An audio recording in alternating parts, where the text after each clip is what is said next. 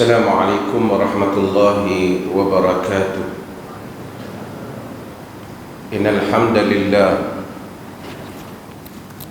nahmaduhu wa nasta'inuhu wa nastaghfiruh wa na'udzu billahi min shururi anfusina wa min sayyiati a'malina. Man yahdihillahu fala mudilla lahu wa man yudlilhu fala hadiya lahu. Asyhadu an la ilaha illallah wahdahu la syarika lah wa asyhadu anna Muhammadan abduhu wa rasuluhu, amma ba'd. Hadirin dan hadirat yang dirahmati Allah, kita masuk kepada bab yang baru, iaitu babu syurutis salati, bab syarat-syarat salat. Bab syurut adalah jamak kepada syarat, iaitu syarat. Orang kita kata syarat, sebenarnya dia dengan asal perkataan Arab dengan ta, syarat, syurut.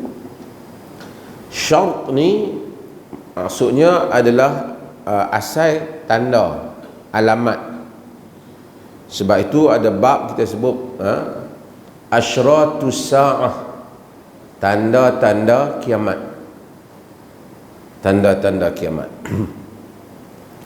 Dan Quran kata faqad jaa asyratuha, telah datanglah tanda-tandanya, alamat-alamatnya. Syurut salat yakni, kalau dengan bahasa al-salah, alamat-alamat salat, tapi maksudnya syarat-syarat salat.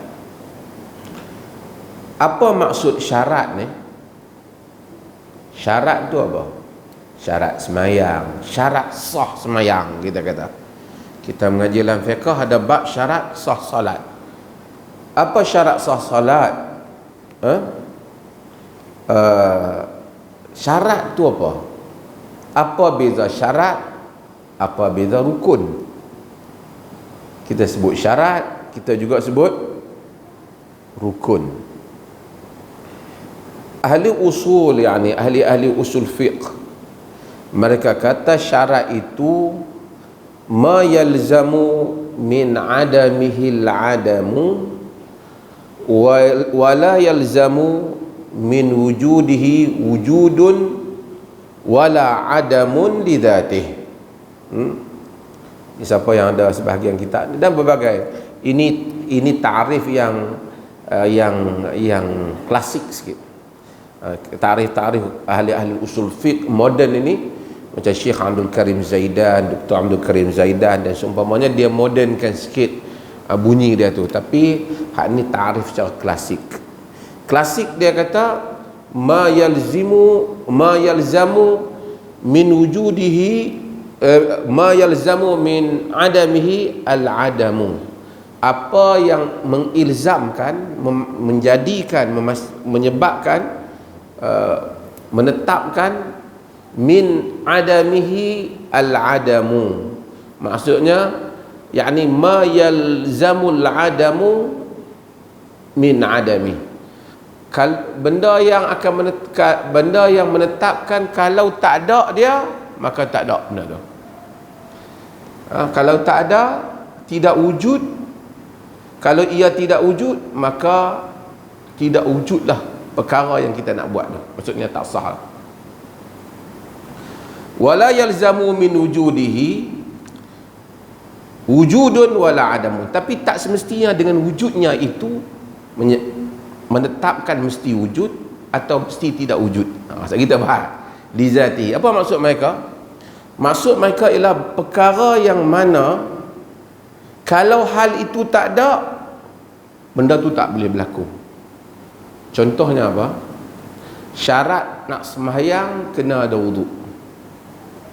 Kalau tak ada wuduk, tak ada salat. Yang ni tidak sah salat. Tapi dia kata tak semestinya kalau dia tu ada, mesti ada benda tu. Misalnya kalau seorang tu ada wuduk, tak semesti dia salat. Mungkin dia ambil wuduk untuk dia buat apa? Baca Quran. Mungkin dia ambil wuduk, dia nak tidur. Dia jadi syarat ni kata dia, bila tak ada benda ni, benda yang nak dibuat tu tak boleh ada. Solat tak boleh ada. Tutup aurat umpamanya, tak ada tutup aurat, sembahyang tak sah. Tapi kalau orang tu tutup aurat, tak semesti dia bertujuan nak sembahyang, mungkin dia tujuan nak keluar rumah. Dan mungkin juga dia nak sembahyang.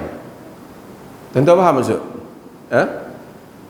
Dia kalau tak ada, sembahyang tak sah. Dia kalau ada, tak semestinya orang sembahyang. Macam itulah dalam nak tatbik hak yang ni. Apa beza syarat dengan rukun? Syarat ni dia di luar daripada sesuatu, dia di luar daripada solat, dia sebelum sembahyang. Macam wudu sebelum sembahyang. Apa lagi? Tutup aurat sebelum sembahyang. Menghadap kiblat sebelum kita nak solat, kita menghadap kiblat tu baru kita solat.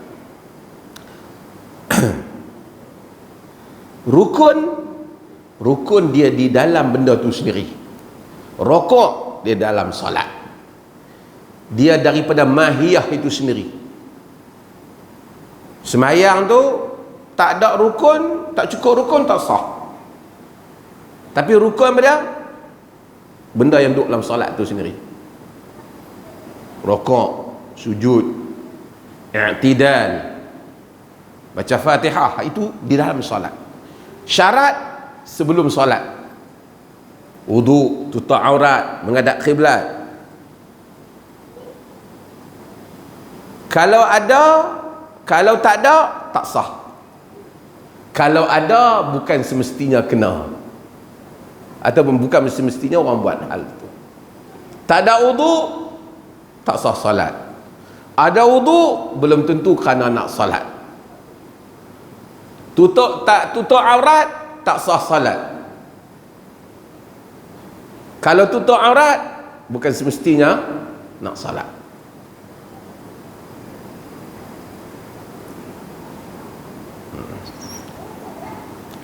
Itulah yang dimaksudkan dengan yang dikatakan syarat salat. Salat, dan kita akan bahas hadis-hadis dalam masalah ni. Wa an Ali bin Talq radhiyallahu an qala Rasulullah sallallahu alaihi wasallam, idza fasa ahadukum fi salati falyansarif wal yatawadda wal yu'id as-salata. Rawahul khamsatu wa sahih Ibn Hibban. Hadis ini diriwayatkan oleh Imam Abu Dawud, diriwayat Tirmizi, An-Nasai, diriwayatkan juga oleh Imam Ahmad, Ibn Majah. Kata dia, siapa nyala bakhur? Tolong tutup bakhur. Ada bakhur?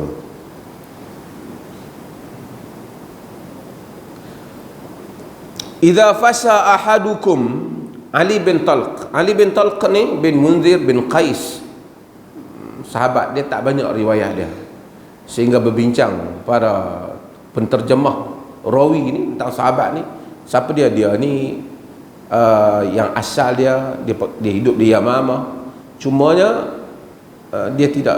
dia lahu suhbah, yakni dia memang sahabat, tidak ada masalah di situ. Kerana ahli kitab-kitab Ma'rifatus Sahabah, Usudul Ghabah, Al-Isabah, ni kitab-kitab yang khas yang ditulis oleh para ulama di dalam nak menentukan orang tu sahabat ke tak. Jadi dia termasuk di kalangan sahabat. Kata dia, qala Rasulullah sallallahu alaihi wasallam, sabda Rasulullah sallallahu alaihi wasallam, idza fasa ahadukum fi shalah, apabila, kita tuan-tuan terjemah apa? Buang angin terjemah. Arab ni dia ada banyak, nanti bab buang angin ni pun banyak istilah lah. Dia bezakan berdasarkan kepada bunyi, berdasarkan kepada Arab banyak. Tapi bukan masa kita nak bahas tu lah. Okey. Fasa ni macam dia buang angin yang perlahan asal dalam bahasa Arab ni. Apabila seorang kamu buang angin, di dalam salat, falyansarif, maka hendaklah dia yang sarif. Apa dia? Beredar, yakni keluar daripada salat. Wal yatawadda, dan dia hendaklah berwudu. Wal yu'iddis salata, dan dia hendaklah mengulangi salatnya. Tuan-tuan hadirin yang dirahmati Allah,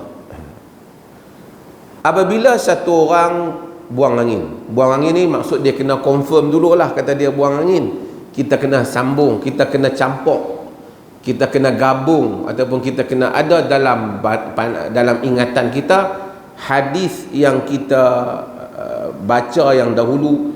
Nabi sallallahu alaihi wasallam sebut, idza wajada ahadukum fi batnihi syai' fa ashkala alaihi akhraja minhu am la fala yakhrujanna min al masjid hatta yasma'a sautan aw yajida rihan.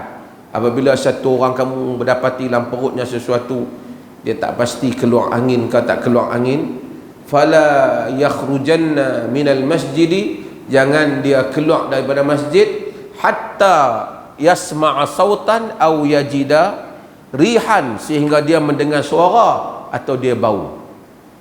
Maksudnya kalau dia duk rasa keluar angin, tak keluar angin ni, kira keluar ke tak? Kira tak. Di atas kaedah-kaedah yang telah kita sebut dahulu, iaitu yakin tidak dihilangkan dengan syak. Yakin tidak dihilangkan dengan syak. Sesuatu yang yakin tidak boleh dibatalkan oleh syak. Wuduk sah secara yakin. Kalau kita syak batal ke tak batal, bina atas yakin, iaitu telah berwuduk tadi, wuduk itu sah sehingga dapat datang keyakinan yang sama membatalkan keyakinan yang awal. Macam tu juga untuk yang ikuti itu, yang baru sama juga macam kita tak berwuduk lagi. Kita tak berwuduk lagi, kita masuk bilik air, mandi apa semua, kita keluar, kemudian kita syak, kita tadi berwuduk ke ataupun tidak. Jadi kita kira ada wuduk ke tak? Tidak ada, sebab yang yakinnya tadi tidak berwuduk. Syak saja kemungkinan tadi masa kita mandi mungkin kita ambil wuduk. Jadi yakin tadi tak wuduk tidak boleh dibatalkan dengan syak kemungkinan aku wuduk tadi. Sebaliknya, jika kita dah berwuduk, lepas tu timbul syak, batal ke tak? Batal tu syak tidak boleh membatalkan yakin. Faham kan? Yang ni kita dah ulang kali yang ke 1678 kali.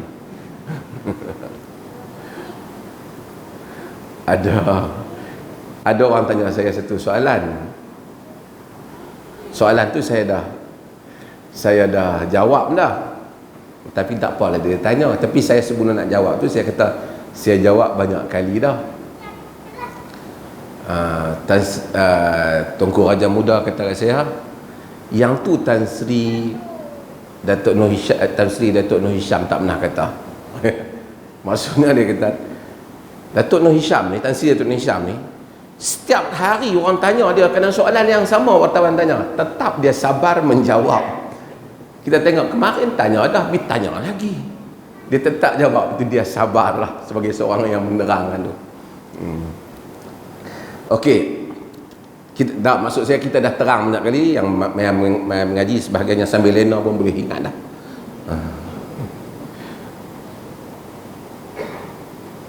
Nabi SAW dalam hadis ni kata, apabila satu orang buang angin, dia hendaklah beredar daripada salat. Tapi dia jangan beredar lagi, terasa buang angin, beredar. Dia tak boleh, dia kena gabung dengan hadis yang hari tu. Bila dia confirm dia buang angin. Oleh kerana nak confirm tu macam mana, dia tahulah, dia confirm diri dia. Tapi Nabi buatlah satu perkataan ni, hatta yasma'a sautan aw yajida rihan, sehingga dia dengar suara, dia dengar bunyi, ataupun dia dapati bau. Kira tu dahsyat betul ya. Dia dahsyat betul lah. Tapi taklah maksud literal begitu. Kalau kita confirm je, kita pun beredar daripada salat. Kalau tak confirm, jangan beredar. Supaya hadis ni jangan dipaham hadis ni saja, kena gabung. Okey.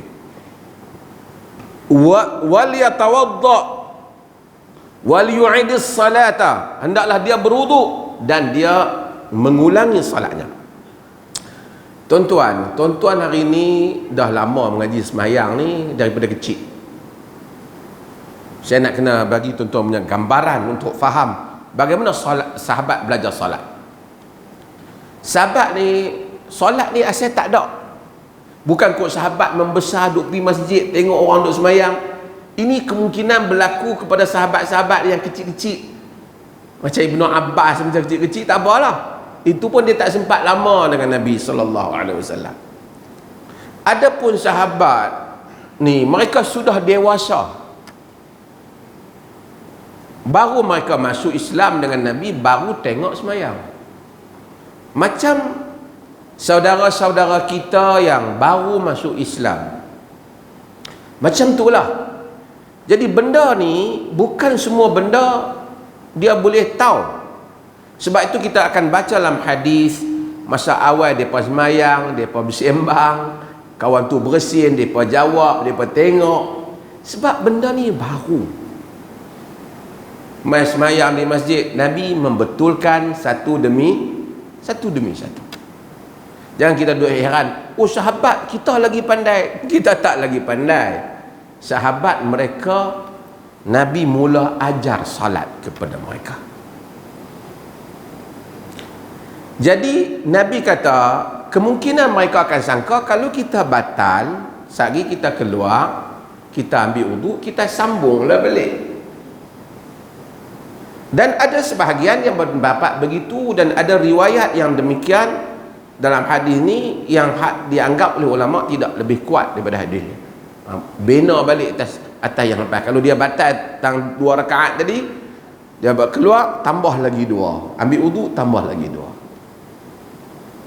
Tapi hadis ni kata wal yatawadda wa yu'idis salata, dan ulangi sembahyang.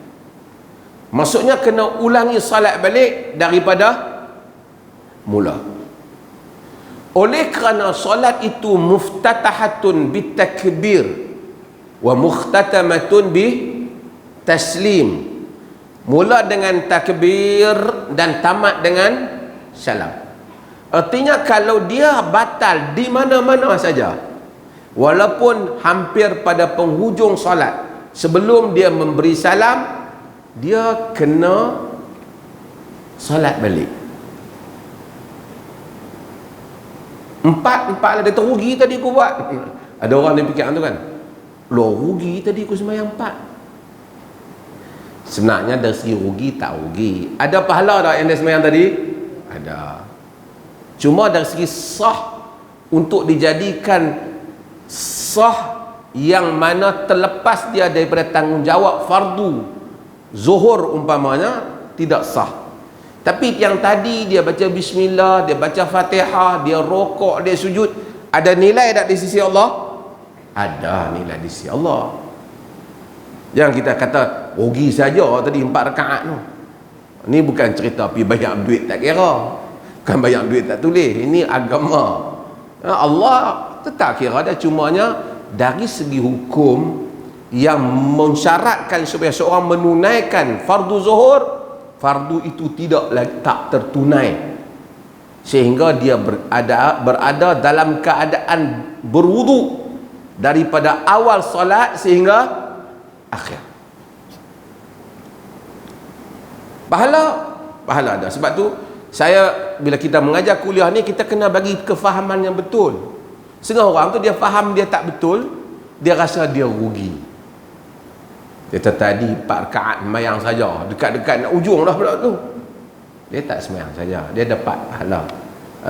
Cumanya dia tidak dianggap sah untuk melepaskan tanggungjawab fardu itu. Okey. Hadis ni para ulama sepakat, keluarnya angin batal wudu. Bila batal wudu, batalnya salat. Bila batal wudu, batalnya salat. Okey. Apabila batalnya salat, seorang itu hendaklah mengulangi semula salatnya. Kalau sekiranya satu orang solat, Nabi kata hendaklah dia falyansarif, tinggalkan sembahyang. Sembahyang 2 rakaat, insya batal. Nak keluar malu, duk tak apa aku sembahyang pergi ya, pergi perhabis lagi sembahyang lain. Haram solat dalam keadaan tidak ada wuduk. Haram solat dalam keadaan dia nak keluar, dia boleh pekuk hidung dia, kata dia berdarah hidung ke apa, tak apa. Tapi untuk nak mengelak orang sangka dia buang angin, tak apa. Tapi dia tak boleh solat di dalam keadaan dia tidak ada wuduk. Walaupun dia kisah pergerakannya, tak boleh. Dia hendaklah keluar dan kemudian hendaklah dia mengambil wuduk dan bersolat semula. Hadis ni bagi syarat apa? Syarat sah solat mesti apa? Berwuduk. Melainkan hal-hal yang berlaku lah, dia dah tak ada wuduk disebabkan kerana tak ada air, dia tayammum dan semua itu. Tapi syaratnya hendaklah berwuduk. Dan tayammum juga dia batal juga. Kalau dia buang angin, dia tayammum semula. Hadis yang berikutnya, wa an Aisyah radhiyallahu anha anna an-nabiy sallallahu alaihi wasallam qala la yaqbalu Allahu salata haidin illa bi khimar. Rawahul khamsah illa an-Nasa'i. Hadis ini diriwayatkan oleh semua imam hadis yang 6 tu, yang 5 tu kecuali al-Imam An-Nasa'i. Okey. Daripada Aisyah radhiyallahu anha anna Nabiy sallallahu alaihi wasallam, Nabi sallallahu alaihi wasallam bersabda, la yaqbalu Allahu salata haidin illa bi khimar. Allah tidak menerima salat orang haid, perempuan yang haid. Dia tak ada haidatun. Pasal yang haid ni perempuan saja, lelaki tak haid. Walaupun dia pakai bedak, dia bubuh cincin, dia bubuh anting-anting di telinga dia, bubuh gincu ke, tetap dia tak haid. Walaupun dia pakai tudung ke, dia tetap tak haid. Kena haid ni perempuan saja. Allah Ta'ala tak terima salat wanita yang haid melainkan bi khimar, melainkan dengan, ditulis apa situ? Ditulis apa? Tudung. Kerudung. Bahasa Indonesia orang. Kerudung ni tutup kepala lah. Sebab itu kita panggil arak tu khamar. Khamar sebab dia menutup akal. Khamar. Khimar benda yang tutup. Yakni dia menutup, dia tutup kepala dia. Nabi kata tidak diterima salat wanita melainkan dengan dia menutup kepala. Masih kena pakai tudung lah. Walaupun dia duduk seorang-seorang dia, maka dia tidak boleh salat melainkan dengan dia menutup kepala dia. Seorang-seorang dia sembahyang, dia kata bukan dah siapa tengok. Tetap dia hendaklah ketika salat dia menutup kepala dia, ni dia tutup, melainkan muka dan tapak tangan. Para ulama secara umumnya menyatakan aurat lelaki ni dalam solat, di luar solat sama. Cuma di kalangan mereka menyatakan aurat perempuan ni dalam solat, luar solat ada sikit beza bagi mazhab tertentu. Dia panggil auratus salah dan auratun nazar. Aurat semayang dan aurat tengok.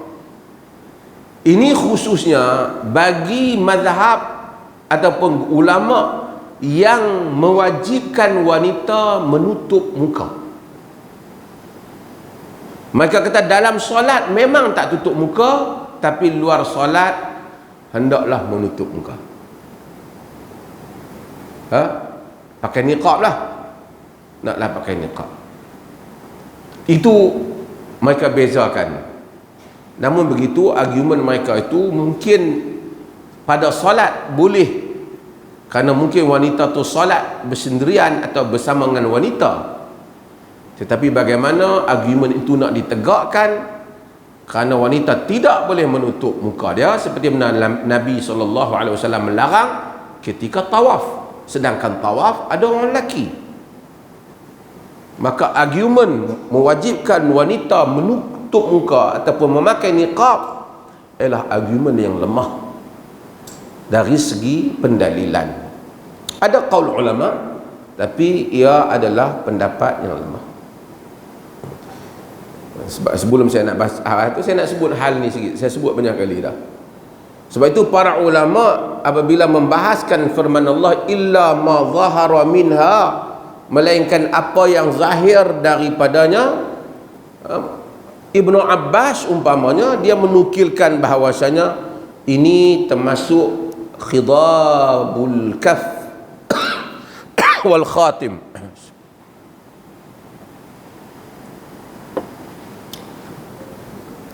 Ni apa ni hak dia pada lukis di tangan ni apa? Dia bubuh inai di tangan tu dengan cincin dia boleh. Sebahagian mereka, Ibnu Abbas juga qauli illa ma zahara minha, tutup melainkan apa yang zahir saja. Maksud ayat Quran itu ialah wajhuha wa kaffaha wal khatam, iaitu muka perempuan, dan kedua tangannya dan cincinnya. Dan ada di kalangan para ulama yang pergi kepada agak yang lebih sikit, tapi qaul ni tidak agak asing sehingga membenarkan sehingga ke pangkal leher. Tapi ini qaul yang agak jauh, iaitu dia namakan dengan sughratun nahr, sehingga ke pangkal leher. Tapi secara umumnya majoriti para ulama menyatakan muka dan tapak tangan wanita boleh dibuka. Dan dalam hadis ni pun Nabi SAW menyuruh wanita buka apa? Menutup kepala. Dia tidak suruh menutup wajah. Kalau tidak, kalau wajah tutup, naklah dia kata tutup. Dan tantaqiba, dia hendaklah tantaqib, dia hendaklah dia berpurdah, dia tak kata. Dan saya selalu baca kepada tuan-tuan hadis Nabi SAW di mana bila wanita lalu, Rasulullah SAW tengok satu wanita, summa dakhal, dia kata summa fadakhala summa kharat,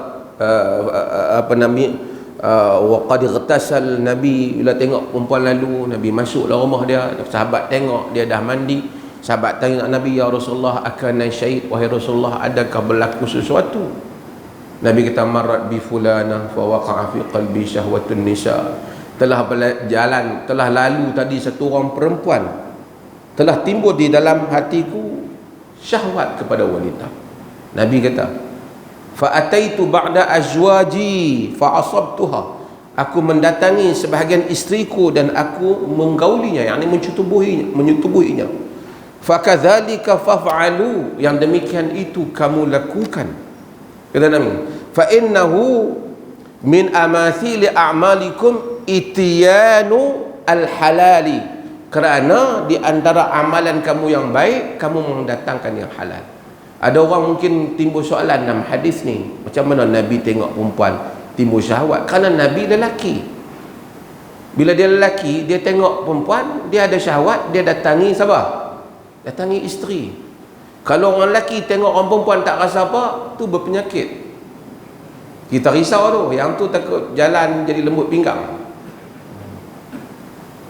Kan? Sebab tu orang lelaki tengok orang perempuan, dia adalah perasaan sebagai orang lelaki, kerana innama ana bashar, Nabi manusia. Sebab tu kita boleh cakap. Tapi Nabi kata kerana yang fakadzalika fa'alu, demikian itu kamu lakukan. Fa inna min amathili a'malikum, kerana daripada amalan kamu yang baik itu itiyanul halal, kamu mendatangi yang halal. Jadi kita pergi ke jalan, tengok berkenan kat orang perempuan, balik datangi isteri kita lah. Nabi kata sunnah kan.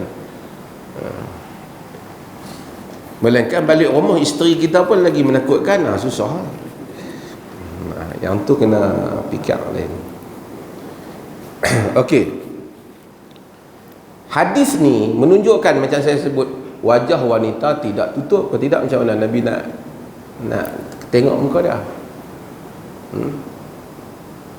Banyaklah hadis-hadis yang menunjukkan wanita datang kepada Nabi tak tutup. Hatta masa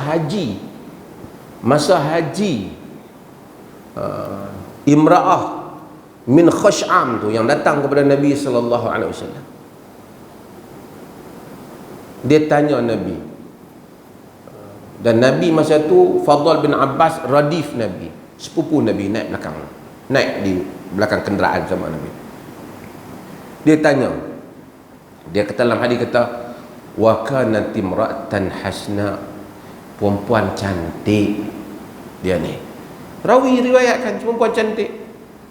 Dia tanya Nabi, Fadl yang zuru ilaiha wa tanzuru ilaiha, Fadl duk tengok dia cantik. Nabi pegang kepala Fadl, Nabi pusing kepala Fadl. Pasal duk tengok sangat. Tapi menunjukkan perempuan itu cantik. Dia beritahu tengok cantik. Nabi tak kata tengok hang ni cantik sangat, sampai sepupu aku Fadl ni pun duk tengok sangat, balik pi pakai purdah lah. Nabi tak kata. Nak pakai tak apa. Tapi hadis ni menyebabkan majoriti para ulama kata tak wajib pakai purdah, kerana Nabi tak memberikan arahan kepada wanita yang cantik itu untuk memakai purdah. Bahkan ada riwayat walaupun tidak begitu kuat, dia menyatakan tas'alina an ibniki wa anti muntaqibah, kamu datang nak tanya anak kamu sedangkan kamu ni berpurdah. Dia riwayat Abu Dawud, dia dhaif sikit, tapi dan banyak lagi, imra'atun muntaqibatun, wanita yang berpurdah itu datang. Menunjukkan apa? Ada orang berpurdah pada zaman Nabi, tapi jarang-jarang lah. Sebab kalau tidak, kalau semua wanita berpurdah, apa nak sebut wanita berpurdah? Faham maksud saya? Kalau kita semua wanita tu sama, kan, kita tak sebut lah. Tapi kalau dia lain sikit tu yang kita sebut. Jadi dia sebut. Dan dalam riwayat-riwayat yang lain, hatta wanita yang datang dalam majlis Nabi sallallahu alaihi wasallam, dia bangkit, ya Rasulullah, jitu li ahaba laka nafsi. Di Bukhari, wahai Rasulullah, aku datang untuk memberikan diriku padamu. Maksud dia nak ke Nabi. Nabi SAW tengok dia. Fanazara ilaiha Rasulullah, Nabi tengok dia. Kemudian Nabi tunduk, maksudnya Nabi tak nak. Lepas tu orang lain bangun, kata Rasulullah tak nak kahwinkan aku dengan dia, kalau engkau tak nak. Kemudian dia, Nabi suruh dia pergi cari apa yang cincin. Tapi yang pentingnya dia datang, Nabi tengok dia, di dalam majlis, menunjukkan wanita tidak berpurdah. Banyak lagi lah. Demikian juga apa nama Subai'ah ni, dia dulu duduk di bawah sebagai isteri Sa'ad bin Khawlah. Dia mengandung. Bila dia mengandung, dia lahirkan anak. Bila dia lahirkan anak, timbul masa tu iddah dia ni, lahirkan anak kan, iddah kena tunggu 4 bulan 10 hari. Iddah ni sebenarnya yang paling pendek lah. Ada sahabat yang pergi bantah, dia pergi jumpa Nabi. Nabi kata bila dia dah salib, habislah, dia boleh kahwin dah. Kenapa sahabat tu bantah? Sahabat tu tengok dia, sahabat tu, malaki mutajammilah, la'allaki tarjinan nikah. Pasal apa yang hadap bersolek cantik ni, nak kahwin kot. Artinya Subai'ah dia bersolek. Lepas tu dia kata, ma anti bin nakih hatta tamurri alaiki arba'ata asyhur wa asyra. Kamu tak boleh kahwin sampai 4 bulan 10 hari. Tapi saya nak ceritanya, dia kanat tatajammal lil khuta. Dia itu dia make up diri dia untuk orang Pinang dia. Maksud dia cantik lah cara zaman tu lah. Dia pakai bedak lah apa. Dia wanita boleh pakai bedak, boleh pakai celak, taklah sampai muka merah nak jadi macam apa. Yang apa tu kadang-kadang orang perempuan pakai. Sebab tu orang perempuan dia make up tu terlebih. Bila masa dia make up dia gunakan gambar muka dia untuk scan dia punya handphone dia tu. Itu malam tak boleh scan lah muka orang lain lah. Muka dia dah lain kan, dia basuh make up dia semua, tak jadi lah. Hadis ni, Subai'ah ni menunjukkan Subai'ah ni dia mutajammil, dia mencantikkan diri dia. Kalau dia pakai purda, tentulah sahabat lain tak nampak dia. Itu saya nak ceritanya. Tapi tak apalah. Hadis-hadis ni bukan kata habis tu salah orang perempuan pakai purda, tak salah dia pakai purda. Ada qaul para ulama pakai purda. Hak saya sebut ni alasan-alasan ulama yang menyatakan tidak wajib memakai purda. Siapa nak pakai purda tak apa. Itu juga qaul, termasuk qaul Ibn Qayyim, ulama-ulama Saudi, qaul mereka seperti itu. Hadis ni menyatakan wanita yang haid tidak boleh salat melainkan dalam keadaan apa? Hendaklah menutup auratnya, iaitu dalam hal ni hendaklah menutup kepalanya walaupun dia itu seorang. Dan haid yang dimaksudkan ni bukan semestinya datang haid, tapi datang tanda-tanda baligh. Seperti tumbuhnya bulu ari-ari pada kemaluannya, maka dengan itu maka dia adalah wanita yang telah baligh. Maka bila dia salat kena tutup kepala walaupun haid belum datang. Walaupun haid belum datang.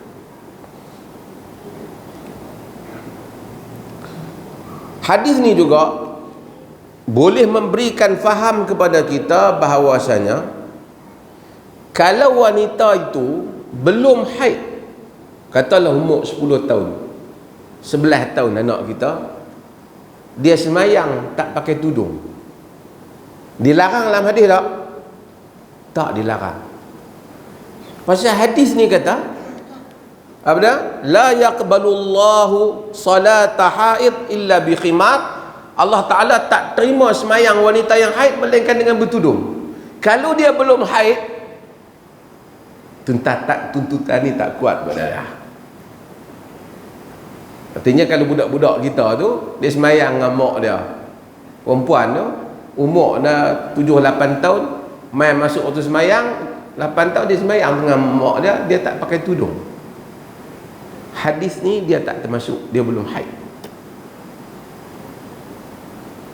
Tapi kita tu suruh dia pakai tu sebagai latihan lah. Kita latih dia. Tapi dari segi nas hadis tidak ada larangan untuk dia. Tidak ada larangan untuk dia kerana Nabi SAW menyebut bahawasanya bagi wanita yang haid. Ini adalah dua hadis Nabi SAW. Hadis yang kedua ini dimasukkan oleh Imam Ibn Hajar Al-Asqalani bahawasanya syarat sah salat lagi tadi wudu, yang kedua hendaklah menutup aurat. Hendaklah menutup aurat. Tak tutup aurat tak sah, melainkan dia tutup aurat dia tersingkap dan kemudian dia menutupnya kembali, maka itu tidak mengapa. Di kalangan mazhab ada yang membezakan antara aurat mughallazah dan aurat mukhaffafah. Aurat yang berat dan aurat yang ringan. Dia kata aurat yang berat tu lebih khususnya dalam mazhab Hanbali, aurat yang berat tu antara pusat dengan lutut bagi wanita. Kata dia kalau yang tu tersingkap tak boleh. Itu pandangan mereka lah. Yang ringan ni selain daripada itu kalau tersingkap tak apa. Maksud tersingkap, lepas tu dia tutup balik. Kita tengah-tengah semayang umpamanya, wanita tengah semayang, angin mari, terangkat tudung dia, nampaklah rambut dia. Kemudian dia tarik balik tudung dia, tidak mengapa untuk dia terus menunaikan salatnya. Ini dua hadis, dan insya-Allah kita akan baca hadis yang lain untuk kita menjawab soalan-soalan. Ada soalan? Habis Ramazan.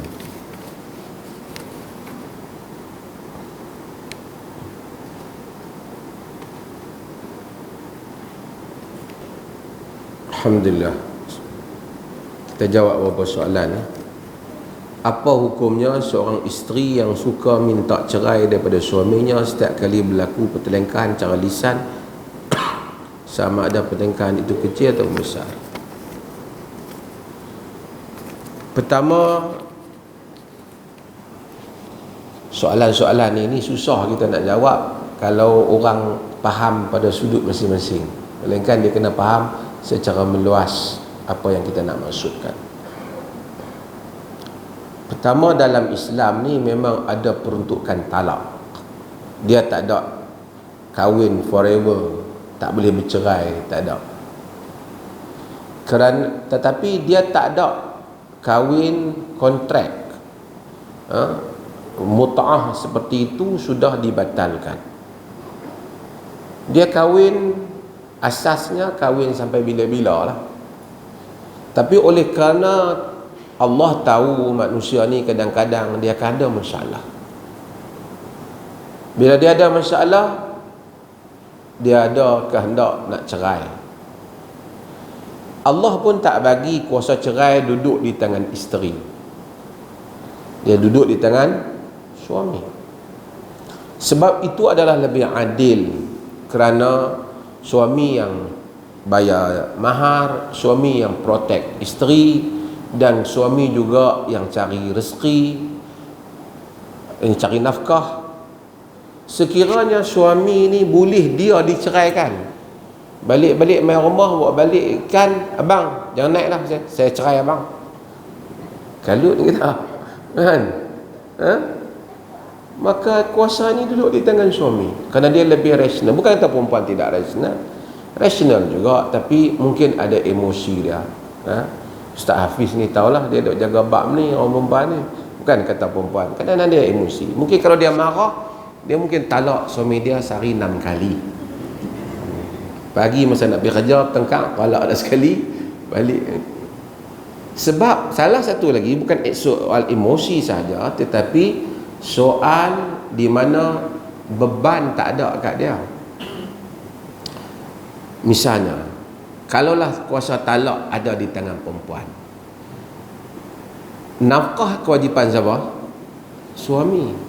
Dia kahwin dengan satu orang suami itu, dia dah tengok kenal dengan orang lelaki lain pula, dia kata aku ingat nak talak suami aku lah. Anak-anak tak apa, dia kena belah. Bila talak pun tanggungjawab bapak dia. Dia talak, dia pergi menikah dengan orang lain pula. Pasal dia, mungkin ada orang yang cinta dia betul, tidak ada masalah, tapi bila dia tidak ada risiko, begitulah akan jadinya. Maka syarak jadikan kuasa talak berada di tangan siapa? Suami. Pasal suami ni bila dia nak talak, dia ada risiko. Anak dia nak kena tanggung kalau ada anak. Lepas tu dia nak kena bayar itu, bayar ini, dia ada risiko. Kalau kita dapat isteri yang memang tak cocok dengan kita, tak boleh nak pi dia ni.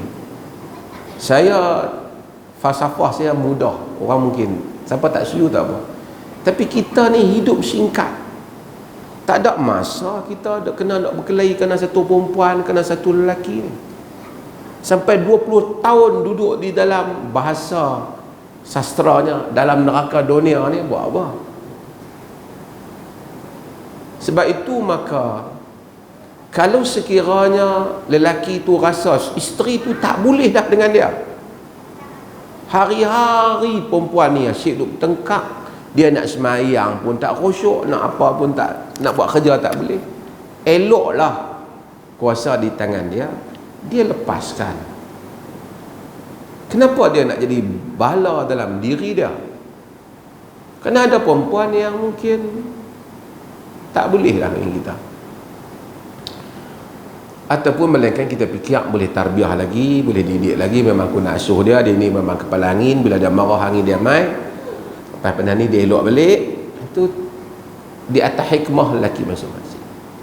Tapi kalaulah kuasa talak ini mutlak di tangan lelaki, langsung perempuan yang dikahwini ni tak boleh keluar daripada rumah tangga, susah juga perempuan. Kalau kena lelaki kepala angin, jenis tumbuk dia, tampak jenis maki dia, jenis macam-macam yang dia tak boleh bahagia, takkanlah dia nak tunggu situ sehingga duk pujuk abang, talaklah saya, talaklah saya. Dia kata tak mau aku talak hang, so aku nak kena, ataupun saja aku tak mau talak hang tapi aku tak mau bertanggungjawab, susah. Maka syarak bagi peruntukan-peruntukan yang lain untuk wanita itu menuntut perpisahan perkahwinan melalui mahkamah. Yang wanita kena tahu ada bab fasakh, ada bab dia boleh firakkan perkahwinan, ada bab khulu'. Seperti mana isteri Thabit bin Qais dalam riwayat Bukhari yang datang kepada Nabi SAW. Dia kata, ya Rasulullah, Thabit bin Qais la a'tibu alaihi khuluqahu fi khuluqin wala dinin. Ya Rasulullah, aku Thabit ni tak petikailah akhlak ke agama dia, aku tak petikai. Walakinni akrahul kufra fil Islam, tapi aku benci kufur dalam Islam, yakni buat perangai orang kafir. Aku tak boleh dah dengan dia ni. Ada orang dia tak boleh dah, kan? Saya pernah buat banyak contoh, dia tak boleh. Mungkin dia tak, kau ni kadang-kadang dia masalah kufur je. Dia ni macam ni punya cara fikir, dia ni macam ni, dia tak kena angin tu, duk try tak boleh. Satu parti A, satu parti B, tiap-tiap hari duk berkempen lah, pening, nasi tak masak, apa tak masak. Satu sokong kerajaan, satu contohlah kan, pening kan. Isteri dia datang kepada Nabi, kata apa? At-taruddina alaihi hadiqata, nak bagi balik ke kebun dia tu yang mahar tu? Dia kata na'am, aku bagi balik. Nabi kata kat Thabit, iqbil al-hadiqata wa talliqha tatliqah, terima, ambil balik mahar kau, talakkan dia. Perintah Nabi. So isteri ni, kalau dia ni memang jenis kahwin orang nak pergi, lepas tu nak talak, nak cari duit, itu berdosa lah dia. Tapi kalau dia memang bertengkar tu, nak tengok atas dasar apa. Dia memang tak ngam, memang tak boleh. Sebab tu kita hakim nak kena perinci masalah-masalah yang seperti ini. Saya bekerja sebagai penghantar makanan, bolehkah saya menerima tips dari pelanggan atas alasan sedekah? Boleh terima, tak ada masalah. Sebab dia bukan rasuah kita, kerja kita dah buat, dia bagi lebih upah kita hantar kat dia. Kalau dia kata ni bagi tips kat hang, lain kali makanan orang lain hang jangan duk hantar lah, pergi kat sebelah hampir buang, yang tu tak boleh lah. Yang ni tips dia bagi pada kita di atas dasar. Okey, soalan ni apa tadi, adakah pada zaman Nabi SAW boikot barang orang macam mana orang boikot barang Perancis? Adakah ni sunnah Nabi sallallahu alaihi wasallam?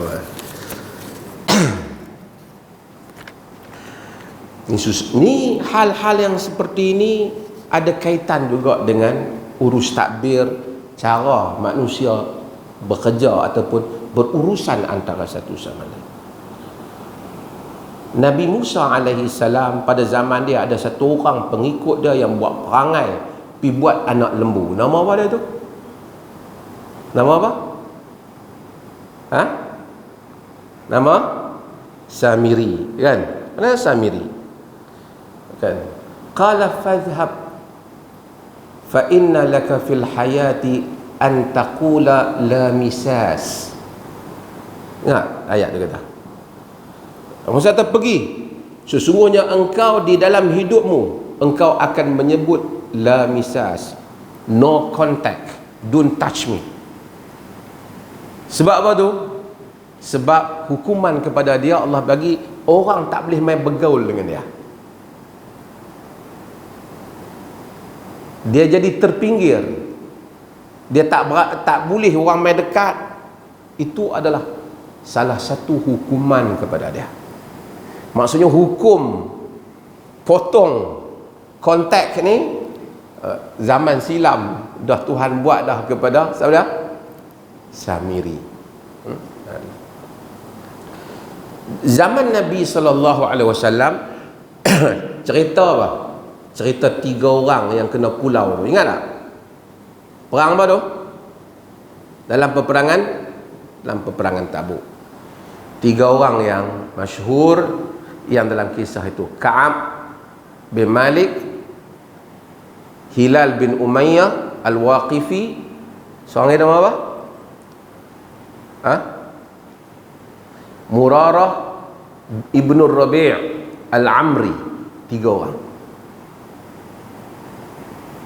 Ka'ab bin Malik, dia anak dia Abdullah bin Ka'ab cerita.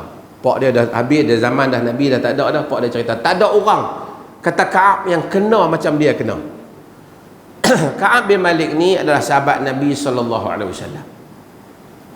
Semua peperangan dengan Nabi kecuali perang Badar, semua dia join. Dia juga terlibat dengan perjanjian Aqabah. Kira orang kedudukan dekat dengan Nabi.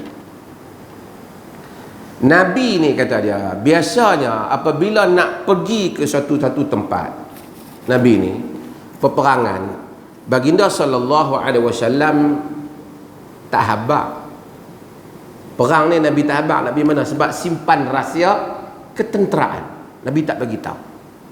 Tapi dalam peperangan Tabuk, Nabi bagi tahu. Sebab perang Tabuk berlaku pada keadaan yang panas, buah-buahan di Madinah pun duk keluar elok. Nabi suruh sahabat pasal nak pergi jauh, sehingga sebahagian para ulama sebut ayat lau kana aradan qariban wa safaran qasidan lattaba'uk walakin ba'udat alaihim syuqqah. Kalaulah perjalanan itu dekat, tempat sampainya dekat, sederhana, nescaya mereka mengikutmu. Tapi jauh dan di atasnya masyaqqah. Nabi bagi tahu nak pergi Tabuk. Bila Nabi bagi tahu nak pergi Tabuk, semua orang bersiap. Sahabat bersiap, siap kuda, bersiap apa. Kata Ka'ab, aku pun nak bersiap jugalah. Sehari demi sehari saat keluar nak pergi ambil cari barang, nak pergi perang, tak cari, balik saja. Besok macam tu, sampai duk macam tu keadaan, sehinggalah Nabi bertolak nak pergi perang. Dia tak pergi, duk tunggu. Bila dia duk tunggu, duk tak apa, dia keluar. Lepas tu dia, bila dia tengok Nabi pergi, dah tahu Nabi pergi, tak apa, dia tak asal lagi, aku naik kuda, pecut, aku pergi. Kata Ka'ab, dibandingkan sebelum-sebelum tu, tak pernah aku sekukuh tu dari segi kedudukan harta. Maksudnya kuda pun ada 2, duit pun ada, nak dibandingkan perang sebelum ni yang aku pergi. Sehingga Nabi pergi hari demi hari, hari demi hari, lama. Ka'ab tengok dia dah tak pergi, duk tangguh-tangguh. Nabi dah berjalan lah banyak. Esok nak pergi, lusa tak igan Nabi lagi. Bila dia keluar jalan di Madinah, mula dia sedar tak ada siapa tinggal melainkan orang yang maghmusun bin nifaq au man adzarahullah minad du'afa, melainkan orang-orang yang memang terkenal dengan munafik atau memang orang yang lemah, memang Allah maafkan tak pergi perang. Tinggal betul. Nabi SAW bila sampai di Tabuk tu, dalam perjalanan Nabi berhenti, Nabi duduk, Nabi tanya, aina Ka'ab? Ma fa'ala Ka'ab? Ma fa'ala Ka'ab? Ka'ab buat apa? Satu orang daripada Bani Salamah, dia kata,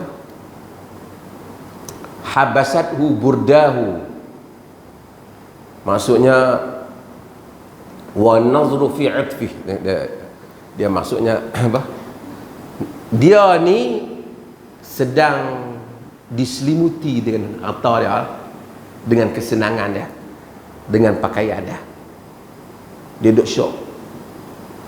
Mu'adz bin Jabal apabila dengar kontu kata, bi sama qulta, buruk perkataan kau, ya Rasulullah, ma alimna alaihi illa khaira. Wahai Rasulullah, Ka'ab ni setahu kita ni orang bagus lah dia ni. Mu'adz tolong bela untuk Nabi SAW. Lepas tu Ka'ab duduk di Mekah, di Madinah. Nabi pergi tu, sampailah Nabi balik. Nabi ni bila dia balik masuk ke Madinah, dia akan pergi duduk, dia akan masuk, dia akan pergi ke masjid dulu, dia akan solat dulu 2 rakaat. Di situ dia akan jumpa orang. Geng-geng munafiqun, golongan munafik ni, seorang demi seorang, 80 orang lebih, mari beritahu Rasulullah, saya memang nak pi baru ni, tapi itulah isteri dah masalah. Rasulullah, saya memang nak pi baru ni, adalah buah pula lah, tak ada siapa nak ambil di rumah. Macam-macam lah alasan. Nabi tak apa. Semoga Allah ampun kau. Semoga Allah ampun kau. 80 lebih. Ka'ab mai nak pergi jumpa Nabi. Dia kata, aku tak padan nak bohong Nabi.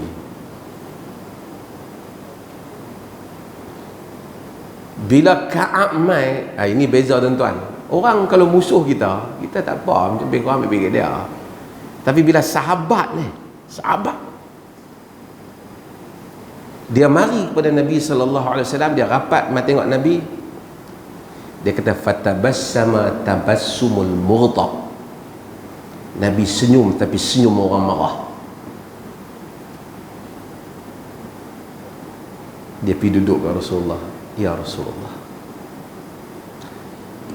lau jalastu min indi ghairika min ahli dunia, kalaulah aku ni mari duduk di sisi selain daripada engkau di kalangan ahli dunia ni, aku akan reka cerita macam mana. Laqad u'titu jadalan, aku pun satu orang yang boleh fasih juga untuk berhujah ni. Walakin wallahi inni la'alam, tapi demi Allah aku tahu, kalau aku bagi tahu satu alasan yang kau mungkin suka padaku, terima alasan ni, la yushikanna Allah an yusqitaka ghadan, aku bimbang Allah akan bagi khabar dan besok Allah akan jadikan, Allah akan murka padaku, dan engkau jadikan engkau murka padaku. Kalau engkau tanya, wahai aku, wahai Rasulullah, apa alasan aku? Aku tak ada alasan. Aku tidak ada sebarang keuzuran. Makana bi min uzur ya Rasulullah. Aku tak ada alasan. Aku memang kenderaan semua dah.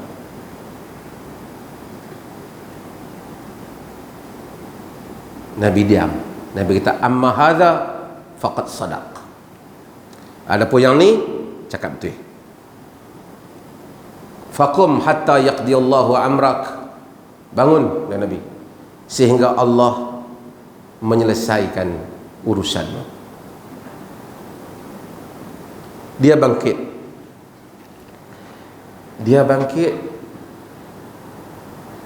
Ada orang sahabat dia kata, ni buat apa yang ada pergi cakap betul-betul, kenapa tak ikut mereka tadi, minta Nabi ampun sudahlah. Duk hapak semua cerita-cerita ni, jadi payah.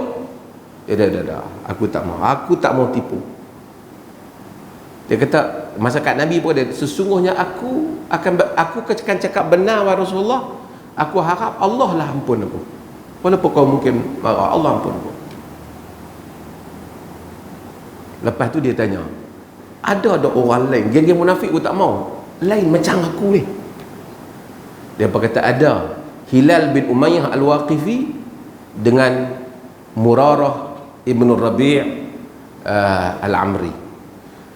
Rasa lega sikit. Dua orang ni orang ahli perang Badar, orang baik, orang saleh. Kalau tidak aku rasa aku seorang je. Dia kata, dalam aku duduk situ, dalam hadis tu kata sahabat telah memaklumkan Nabi naha Rasulullah sallallahu alaihi wasallam al-muslimina an kalamina.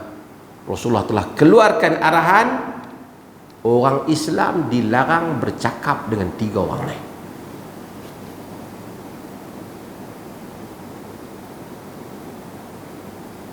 Larang cakap. Tu yang tuan-tuan baca, tak kisah saya sebut ayat-ayat apa Allah turun dalam surah Taubah. Bila orang Islam larang, dia kata aku rasa dunia ni lain. Aku pergi, semua orang tak mau cakap dengan aku. Aku rasa aku dah tak kenal ni kan Madinah. Adapun dua orang sahabat aku lagi, Hilal bin Umayyah dengan Murarah Ibn Rabi', balik duduk di rumah, duduk menangis.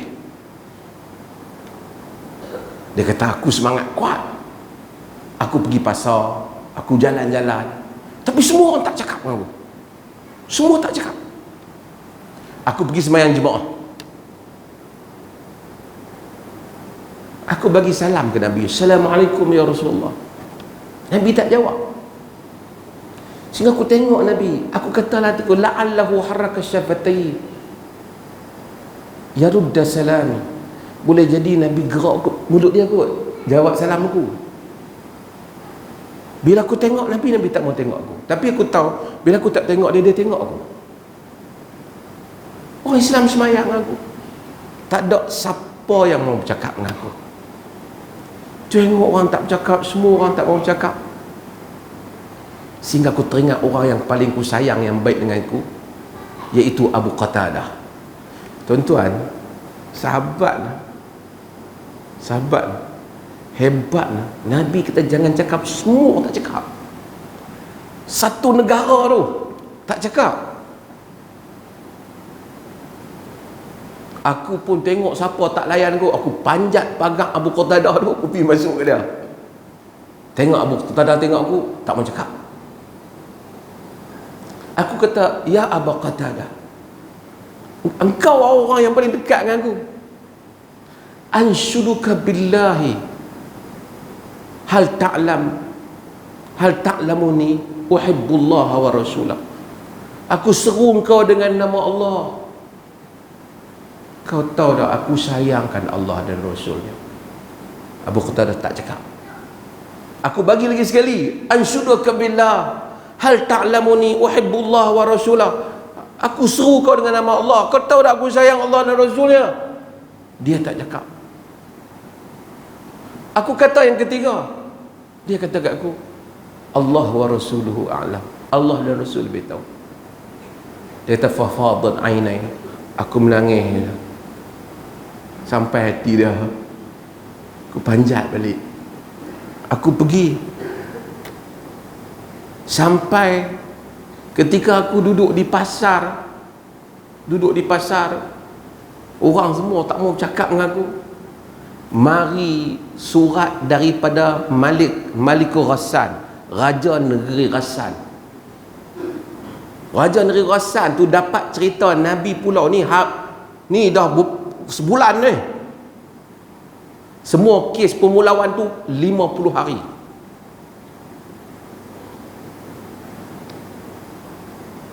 Raja Negeri Ghassan hantar surat baik kat dia. Telah sampai berita padaku, pada dia sebelum ni kan, kau ni ada orang nama juga lah, anna sahabaka qad jafak.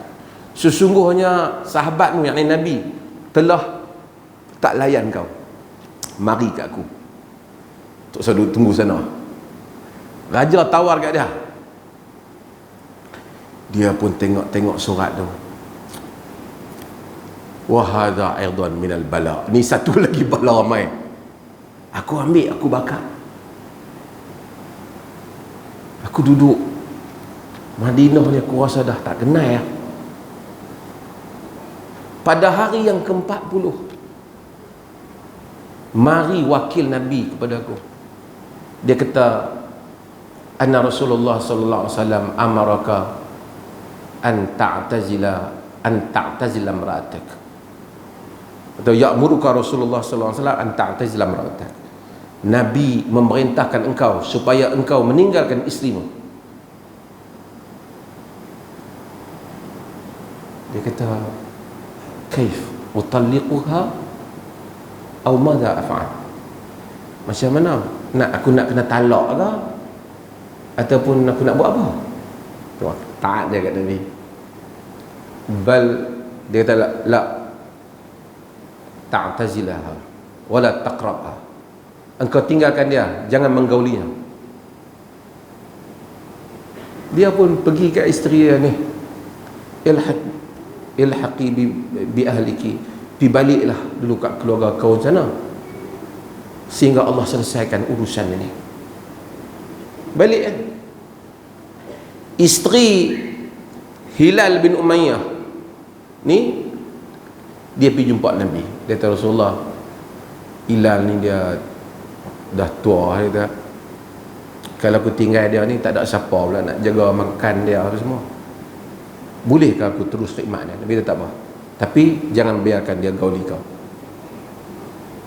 Dah Rasulullah. Dia sejak peristiwa tu Rasulullah, dia kerja menangis. Tak ada apa dah dia. Dia duduk, Ka'ab duduk pada hari yang ke-50. Dia kata dia duduk di bumbung rumah dia. Dia duduk pas sembahyang subuh. Dia kata keadaan tu sama seperti yang Allah sebut dalam Quran. Keadaan Allah sebut apa? Wa 'ala thalathati alladhina khulifu hatta idza dhaqat 'alaihimul ardu bima rahubat wa dhaqat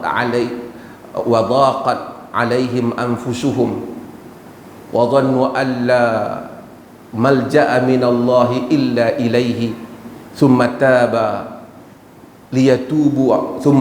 alaihim liyatubu innallaha huwat tawwabur rahim. Wa 'ala thalathati alladhina khulifu hatta dhaqat 'alaihimul ardu bima rahubat wa dhaqat 'alaihim anfusuhum. Kepada 3 orang yang tak pergi perang, Quran kata, yang Tuhan ampunkan mereka, hatta idza dhaqat 'alaihimul ardu bima rahubat, sehingga bumi yang luas itu menjadi sempit kepada mereka. Wa dhaqat 'alaihim anfusuhum, diri mereka juga menjadi sempit. Tak tahu dah nak buat apa. Pas sembahyang subuh, dia kata, tu ayat tu turun, cerita Allah ampun. Kemudian Allah kata, wa dhannu alla malja'a minallahi illa ilaih, dan mereka yakin tidak ada tempat kembali melainkan hanya pada Allah. Thumma taba alaihim liyatubu, kemudian Allah ampunkan mereka supaya taubat mereka diterima. Innallaha wat tawwabur rahim, sungguhnya Allah sangat pengampun dan sangat menerima taubat dan sangat pengasih. Ya ayyuhalladzina amanu taqullaha wa kunu ma'as sadiqin, wahai orang-orang yang beriman, bertakwalah kepada Allah dan jadilah bersama orang-orang yang bercakap benar. Kata Ka'ab ni, dia cerita dah habis ada macam ayat tu lah, dhaqat ni, sempit bumi. Dia kata ketika duduk di bumbung rumah aku, duduk fikir nasib aku, tiba-tiba dia kata aku dengar orang bunyi, abshir ya Ka'ab, ya Ka'ab bin Malik, abshir, wahai Ka'ab bin Malik, khabar gembira untukmu. Aku dengar suara tu, aku tahu dah selesai dah masalah ni. Dia kata, aku sujud.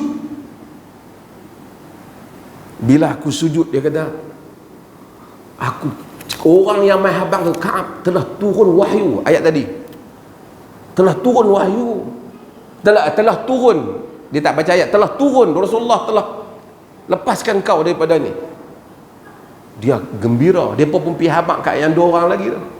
Dia kata, aku ni pakaian luar ni hak tu dua je dah, aku hadiah kat dia tu sampai aku pun tak ada, kena pinjam pula orang lain punya seronok aku, baju ni aku bagi lah, pergi pinjam orang lain nak pergi jumpa Nabi sallallahu alaihi wasallam.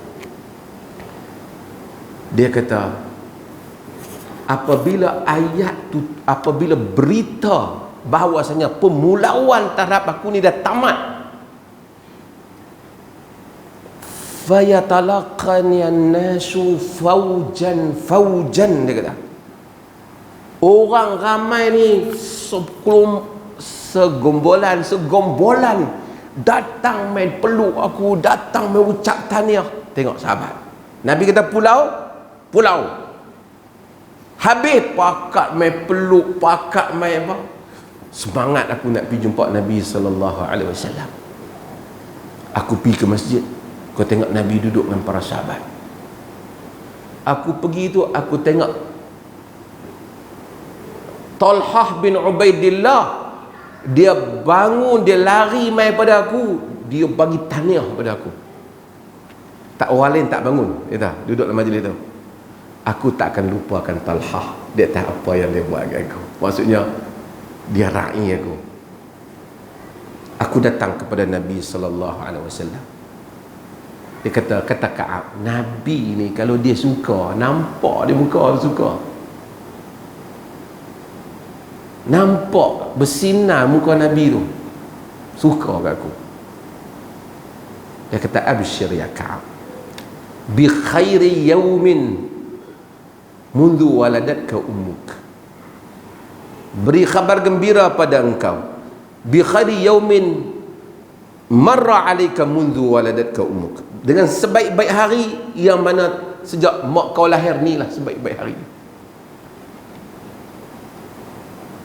Dia kata, ya Rasulullah, amin indaka amin indillah, pelepasan khabar gembira ni dari segi Rasulullah ke dari sisi Allah?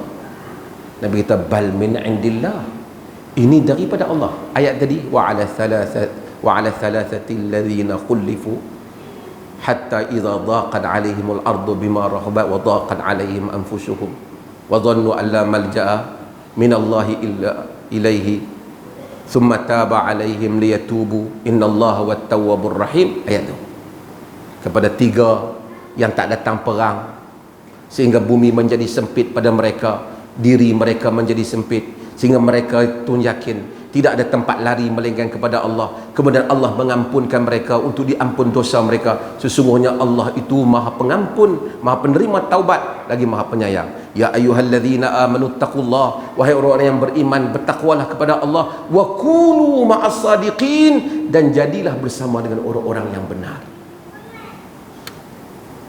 Rasulullah sallallahu alaihi wasallam dia kata ya Rasulullah, aku dah berniat bila Allah ampunkan aku ni, aku nak sedekahkan semua harta aku. Nabi kata, amsik alaika ba'da malik, pegang sebahagian hartamu, jangan bagi semua, kau perlu.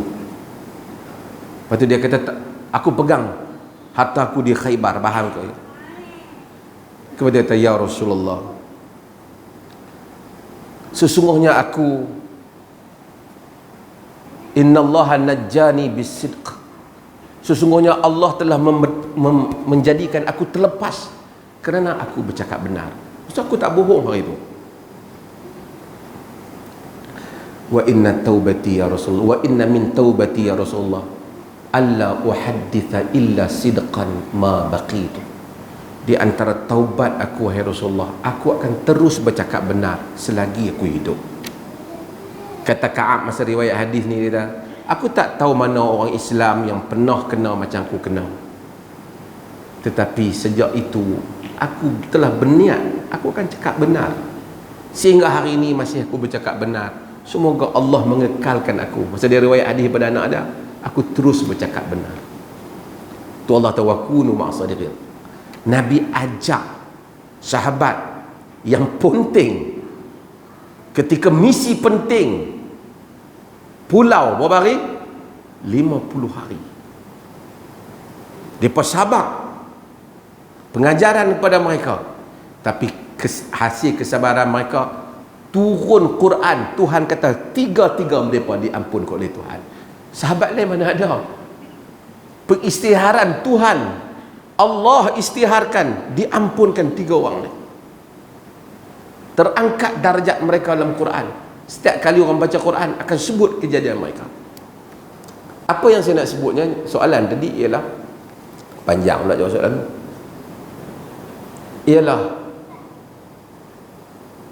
cakap benar, ialah pulau ni, kalau Nabi boikot orang sahabat, nak didik dia supaya jangan buat macam tu. Hak munafik Nabi tak boikot. Okey, bepi munafik Nabi kata tak apa, semoga Allah ampun lah. Tapi yang ni orang-orang yang benar, Nabi didik sahabat. Satu pendidikan.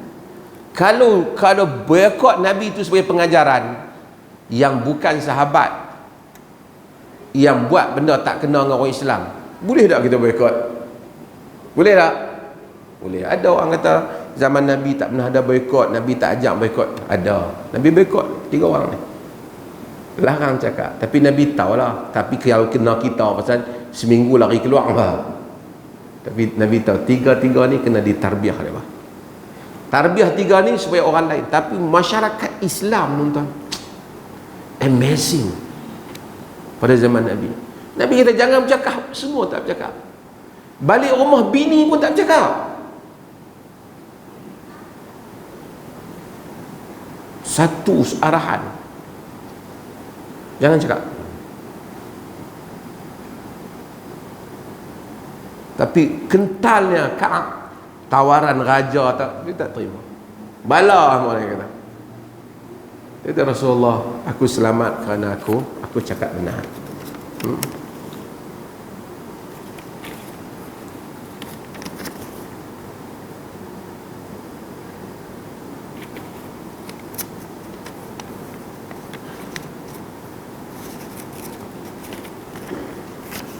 Ni cerita apa ni?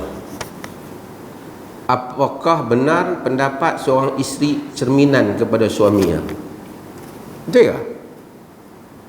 Isteri tuan-tuan cerminan kepada tuan-tuan, betul? Ada sebahagiannya betul, mungkin ada sebahagiannya tak berapa tepat kot.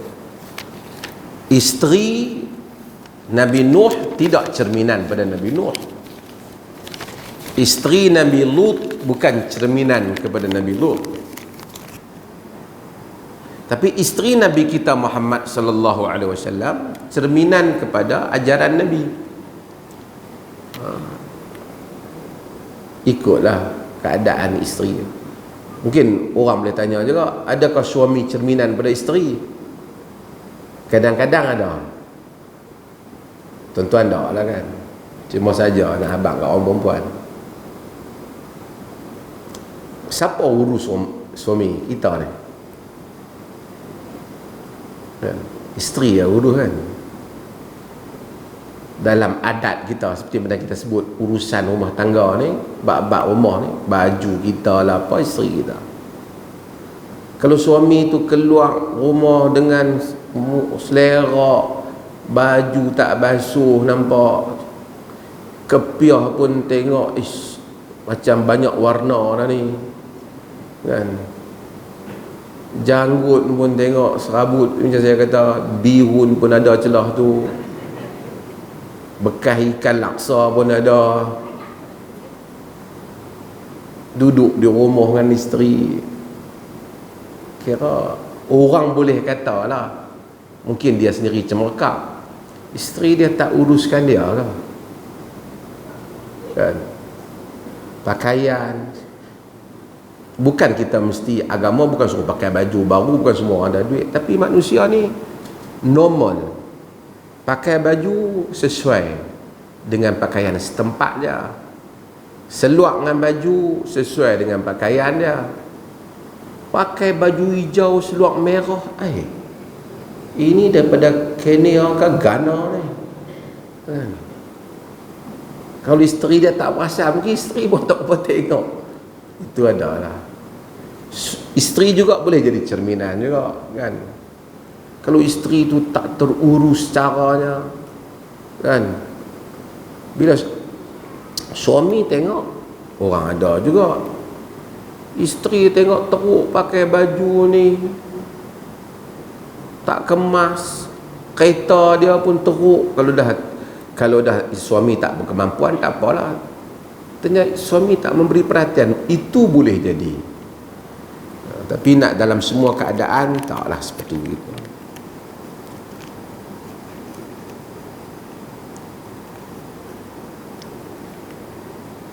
Ada apakah hukum perkahwinan adik-beradik sebapak berbeza ibu? Mereka berkahwin tapi setelah beberapa tahun baru mereka tahu mereka adalah adik-beradik. Apakah status pernikahan mereka dan anak mereka mohon pencerahan? Perkahwinan mereka yang lepas, yang mereka tak tahu, tidak berdosa apa-apa, kerana mereka tidak menderhakai Allah dan Rasulnya. Tapi setelah mereka tahu mereka adik-beradik, dipisahkan perkahwinan mereka, dipisahkan, immediately dipisahkan. Adapun anak-anak tersebut dibinkan kepada bapaknya, tak ada masalah, dibinkan. Memanglah salah, tapi hari itu perkahwinan disebabkan berlaku bukan salah, tak tahu. Dan hal itu berlaku pada zaman Nabi tentang anak susuan dan seumpamanya, dipisahkan. Anak dibinkan kepada bapaknya. Tapi bapak dia dibinkan. Kadang-kadang orang kita ni dia berlebih sangat. Saya nak bagi tahu masalah kita, masalah nasab dengan masalah wali. Oh, sagi silap wali nikah jadi tak sah, 7 keturunan tak sah. Hai, ustazah ni lebih sangat dia ni. Tujuan wali bukan begitu. Wali itu ialah protector. Tujuan syarak letakkan wali kerana syarak nak suruh protect wanita itu. Kalau dia kahwin, dia masuk dalam family lain, orang ingat dia ni orang perempuan saja, dia lemah. Tidak ada tempat yang nak orang boleh mungkin buat nanya dia. Tapi orang kata jangan buat nanya, ni ada wali dia. Wali dia tu nama wali. Wali tu maksudnya protector. Maksudnya abang dia ke bapak dia, abang dia, maksudnya oleh kerana dia wanita masuk dalam keluarga orang lain, jangan anggap dia tak ada siapa-siapa, dia ada protector dia. Itu tujuan dia. Sebab itu bila dia tak ada wali, fal sultanu waliyun man la waliyalah. Sultan menjadi wali kepada orang yang tak ada wali. Sebab at least dia tahu pemerintah protect dia. Itu tujuan wali. Sebab tu dalam mazhab Hanafi, kalau wanita tu dah berkemampuan dan seumpamanya, mereka benarkan kahwin tanpa wali. Dan mereka terima balik bantahan wali, kerana jika bantahan itu terbukti. Misalnya jika dia kahwin, wali kata tak patut dia kahwin lelaki ni, dia ni dididik dengan baik, lelaki ni kaki dada, wali ada hujah, dia terima pendapat wali. Dalam mazhab Hanafi lebih longgar dalam masalah ini.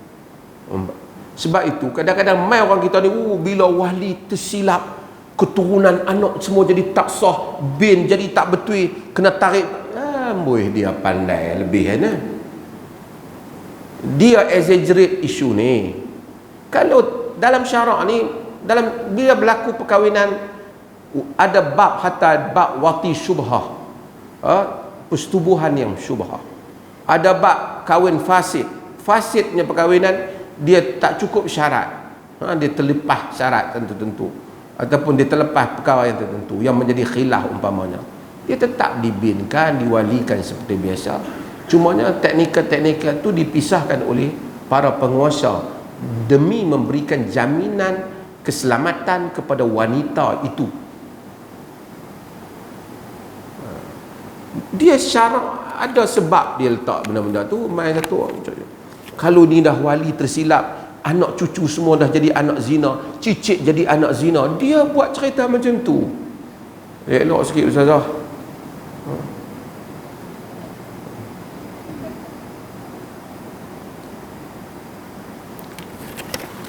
Wa sallallahu ala nabiyyina Muhammad walhamdulillahi rabbil alamin.